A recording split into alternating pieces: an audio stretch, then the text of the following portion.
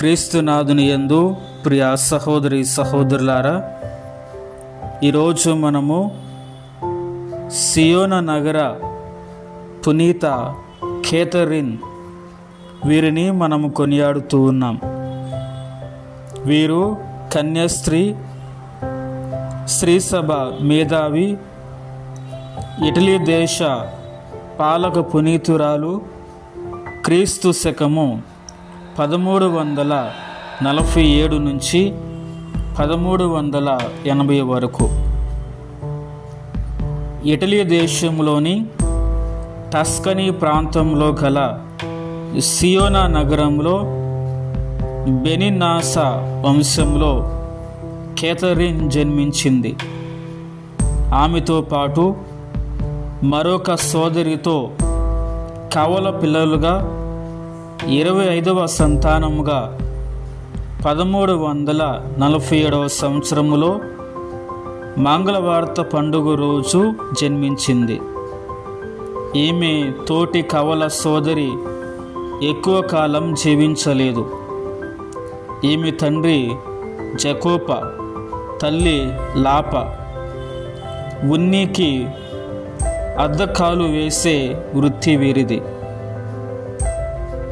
గంపెడు సంతానముతో వర్ధిల్లే వీరి కుటుంబం ఒక విశాల గృహంలో వారి పిల్లల పిల్లలతో నిత్యం కలకల్లాడుతూ ఉండేది.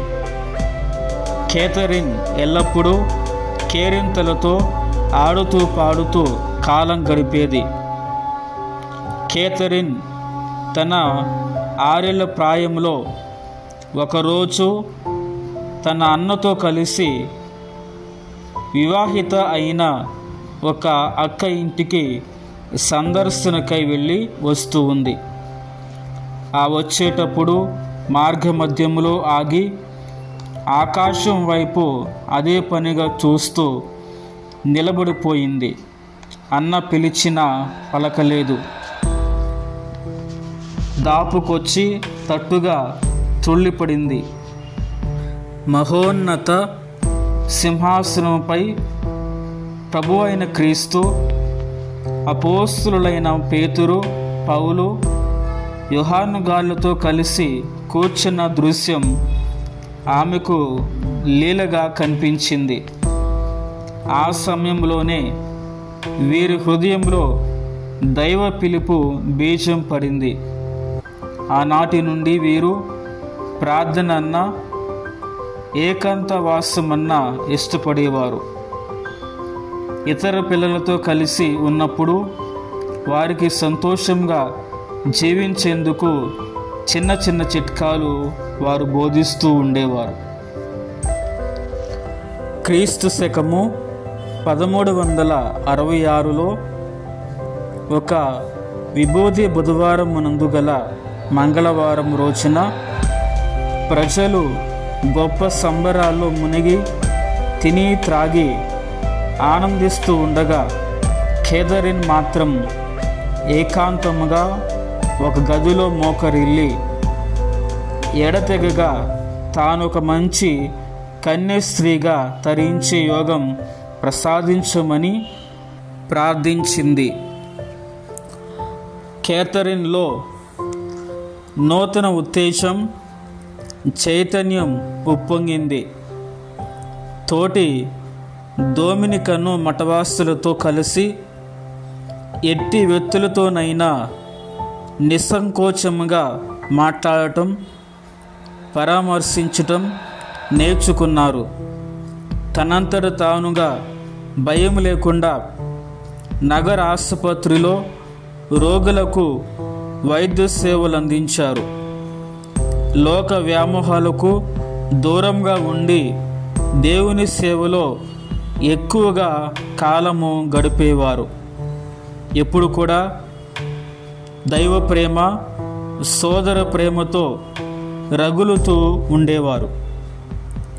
అయితే సియోన వాసుల్లో కేథరిన్ జీవితం ఒక చర్చగా మారింది. కొందరు ఆమెను భక్తురాలు, జీవిస్తూ ఉన్న పునీతురాలంటే మరికొందరు ఆమెది మూఢభక్తి అని కొంతమంది చెప్పేవారు. కేథరిన్ తన 28 ఏళ్ల ప్రాయంలో యేసుక్రీస్తుని పంచగాయాల్ని పొందారు. ఇదో గొప్ప వరం, అద్భుతం. ఆ గాయాల బాధను సహనముతో భరించి ప్రార్థన చేయమని, పాప సంకీర్తనకు వెళ్ళమని, పాపాత్ముల కోసం నిరంతరం ప్రార్థన చేసేవారు. ఈ గాయాలు అందరికీ కనిపించేవి కావు, కానీ వీరి మరణానంతరము ఎర్రని రక్తచారలతో వీరి దేహంపై పంచగాయాలు ప్రస్ఫుటంగా కనిపించాయి. కేథరిన్ గారు ఆధ్యాత్మిక జీవితం గురించి పవిత్రాత్మ ప్రేరణతో సంభాషణలు గ్రంథాన్ని 4 సంపుటాలుగా వారు రాశారు. తన 33వ ఏట అనగా 1380 ఏప్రిల్ 21న పక్షవాత వ్యాధికి లోనై అదే బాధతో 8 రోజుల తర్వాత తన ఆప్తమిత్రురాలు అలెన్సియా హస్తాల్లో వ్రాలి తనువు చాలించారు. 1461లో 2వ పయాస్ పోపు గారు పునీత పట్టం కట్టారు. కేథరిన్ అనగా పవిత్రము, నిష్కలంకము అని అర్థం. ధ్యానాంశం: జీవిత పరమార్థమును ఎవడు గ్రహింపగలడు? అది చాలా లోతైనది. పునీత కేథరిన్ గారు మా కొరకు, మా కుటుంబాల కొరకు ప్రార్థించండి.